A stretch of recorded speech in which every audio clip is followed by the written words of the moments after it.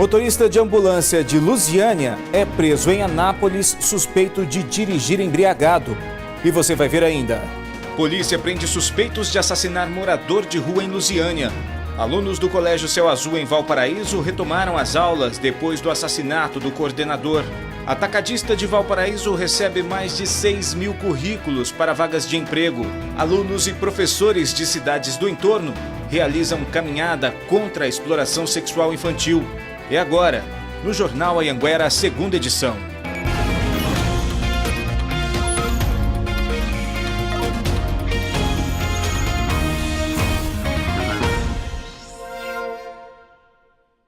Olá, muito boa noite. Obrigado pela sua companhia.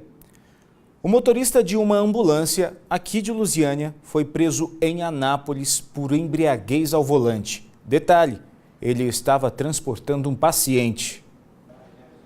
Eduardo transportava na ambulância um paciente vítima de atropelamento, que estava sendo transferido de Lusiânia para Ugol, em Goiânia.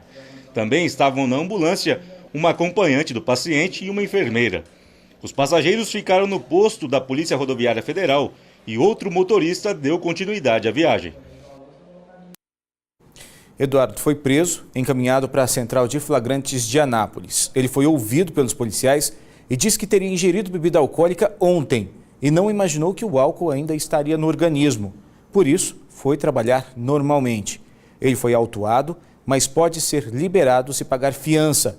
O valor estipulado da fiança foi de R$ 1.500. Por telefone, o secretário de Saúde de Lusiânia, Dr. Watterson Roriz, disse que esse funcionário era da Secretaria de Obras e passou a fazer parte do quadro da Secretaria de Saúde há 10 dias, que ele fazia somente serviços administrativos. Como o paciente em questão não poderia viajar em carro de passeio, foi cedido uma ambulância. Disse ainda que será aberto um procedimento administrativo para avaliar a conduta do funcionário e, entre as punições, ele pode ser exonerado. A polícia apresentou hoje 3 pessoas suspeitas de matar um morador de rua em fevereiro do ano passado. Durante as buscas também foram encontrados munições e explosivos.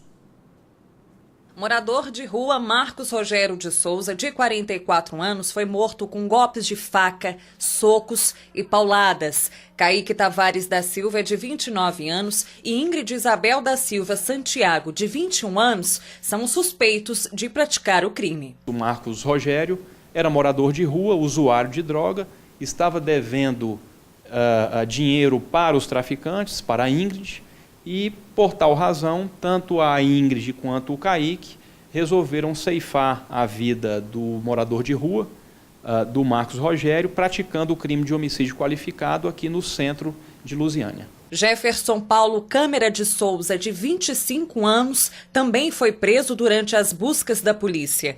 Na casa foram encontrados munições de calibre .40, cerca de R$ 300, um cheque no valor de R$ 500, balança de precisão, celulares e um objeto que a polícia acredita ser um explosivo, usado para roubar caixas eletrônicos. Segundo a polícia, Kaique já está preso em Lusiânia, suspeito de praticar roubos. Ele e a Ingrid agora vão responder por homicídio qualificado. A pena pode chegar até 30 anos.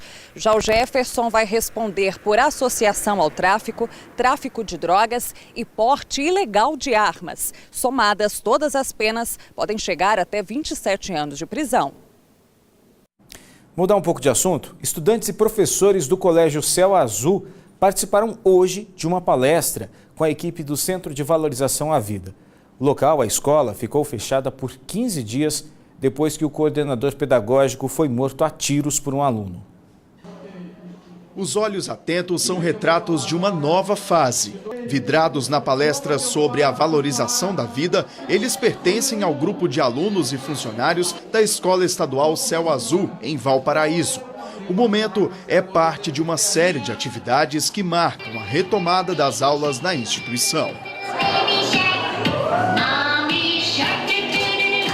Nesse momento, faz parte de uma escuta, de uma forma de entender esse sofrimento de forma que possa valorizar cada vez mais a vida das pessoas que estão envolvidas aqui na escola. Os alunos, os professores, orientadores, o diretor, a comunidade, a família, os pais. Pela primeira vez, o papel e o lápis voltaram às mãos dos alunos. O teatro e a dinâmica serviram para simbolizar, com a prática, o ambiente em que todos esperam viver daqui para frente. Que melhore, né? Mais do que, que esteja mais segurança. Um ambiente calmo para estudar, como todos esperam.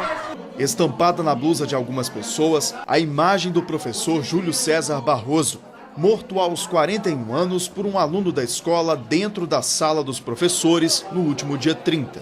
O desafio do recomeço é grande, porém necessário. A escola está sendo acolhida, amparada, né, por grupos de apoio e vamos seguir em frente.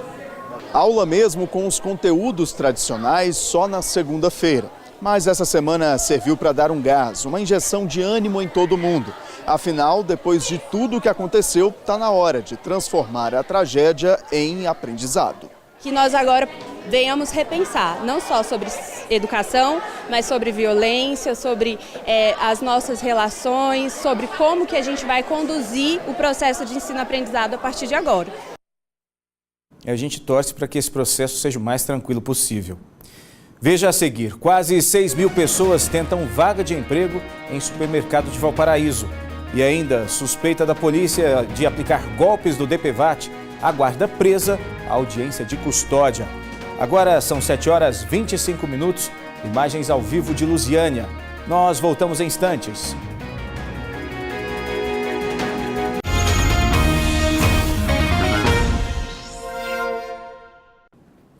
Estamos de volta com o J2 para falar daquela fila gigantesca de pessoas que tentavam um emprego em Valparaíso. Sabe quantos currículos o supermercado recebeu para 300 vagas? Pois é, foram muitos. E é o que você vê agora na reportagem. No finalzinho da tarde, a fila estava bem menor, mas ainda tinha cerca de 600 pessoas esperando para passar pela entrevista de emprego. Cena bem diferente da registrada pela nossa equipe hoje de manhã, quando ela dobrava o quarteirão. Segundo a Polícia Militar, tinham 2.000 pessoas. A quantidade de candidatos superou e muito a expectativa do supermercado. A gente recebeu 5.000 currículos, né? Até agora, até o momento, a gente tem um pessoal aqui ainda, deve chegar a uns 6.000 currículos aí no final. E a expectativa superou tudo o que a gente imaginava, porque a gente não imaginava tantas pessoas correndo atrás de emprego. E nessa fila tem muito mais do que só gente procurando emprego. Tem histórias de quem saiu lá do Maranhão para tentar uma vida melhor por aqui, mas está vivendo de bicos há quase um ano. Estou correndo sempre atrás, onde aparece a oportunidade de supermercado, abrindo vaga de emprego ou outro estabelecimento, estou lá levando currículo. E o Jorge, que aceita qualquer coisa para deixar o grupo dos mais de 13 milhões de brasileiros que estão desempregados, segundo o IBGE. A vaga que aparecer até para limpar o chão, eu tô aí. São 300 vagas divididas entre as funções de repositor, operador e fiscal de caixa, açougueiro, padeiro, atendente e gerente de loja. O Francisco mesmo encarou a fila 2 vezes, porque descobriu que cada pessoa poderia se candidatar para 2 vagas. Em apenas um dia, quase 6.000 currículos foram recolhidos. Alguns deles já foram selecionados, mas ainda segundo o supermercado, a partir de agora, entra em cena uma nova etapa do processo seletivo. Agora a gente vai selecionar os currículos que foi aprovado e os que foram reprovados a gente vai dar um retorno para o povo aí. Não, a gente não vai conseguir dar o retorno para todo mundo, mas para uma grande maioria a gente vai ver qual que a gente vai fazer para dar esse retorno. Não pode perder a esperança, né? Porque a esperança geralmente é a última que morre. A minha não morreu não. A minha, enquanto tiver oportunidade de emprego, a minha sempre vai estar viva. Falou tudo. Esperança e muita sorte para todo mundo. O atacadista deve começar a funcionar em junho deste ano. A batida entre o ônibus e um caminhão deixou 11 pessoas feridas na BR-060 entre Jataí e Rio Verde. Segundo a PRF, o acidente aconteceu durante uma tentativa de ultrapassagem.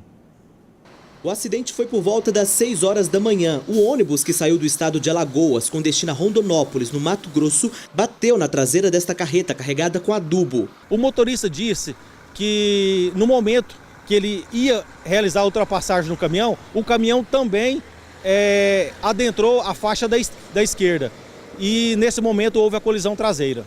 Segundo a Polícia Rodoviária Federal, 31 passageiros estavam dentro do ônibus. A gente consegue perceber essa parte aqui da frente do ônibus que ficou completamente destruída e era exatamente aqui que o motorista reserva estava. Ele teve ferimentos gravíssimos, foi encaminhado para o hospital aqui da região. Além dele, outros 10 passageiros também ficaram feridos.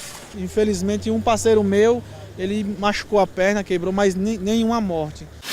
Funcionários do Departamento Nacional de Infraestrutura de Transportes limparam parte da carga de adubo que ficou espalhada na pista. E a mulher suspeita de aplicar golpes contra o seguro DPVAT continua presa em Lusiânia. Segundo a polícia, ela não apresentou defesa e aguarda a audiência de custódia. Emanuele Gomes de Souza Alencar, de 41 anos, foi presa ontem, depois de 10 meses de investigação da Polícia Civil. Ela é suspeita de reembolsar mais de R$200 mil do seguro DPVAT, depois de forjar vítimas de acidentes de trânsito. Segundo as investigações, Emanuele chegou a apresentar laudos falsos onde os filhos e o genro precisavam sacar o valor máximo do prêmio, que é de R$ 13.500. O seguro DPVAT é usado principalmente para despesas médicas de motoristas, passageiros e pedestres no caso de acidentes de trânsito. Ele é pago anualmente junto com o licenciamento do veículo. A polícia ainda investiga se a empresária do ramo de eventos agia com a ajuda de alguém. Ela teve a prisão preventiva decretada pela Justiça de Goiás.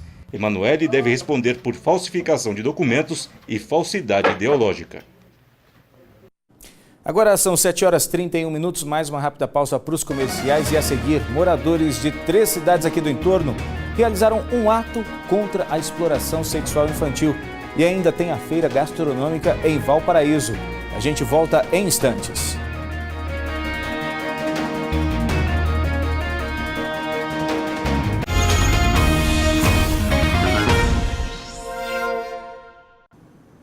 E foi realizada hoje em várias cidades do entorno a Caminhada pela Vida. O objetivo da ação é a conscientização da luta contra o abuso e a exploração sexual infantil.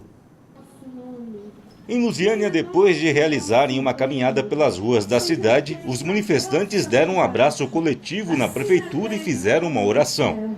Pai nosso, que estais nos céus, santificado seja o vosso nome. Em Cidade Ocidental, centenas de pessoas vestindo camisetas pretas com frases de apoio à luta contra a exploração sexual infantil se concentraram em frente à prefeitura e depois saíram em caminhada.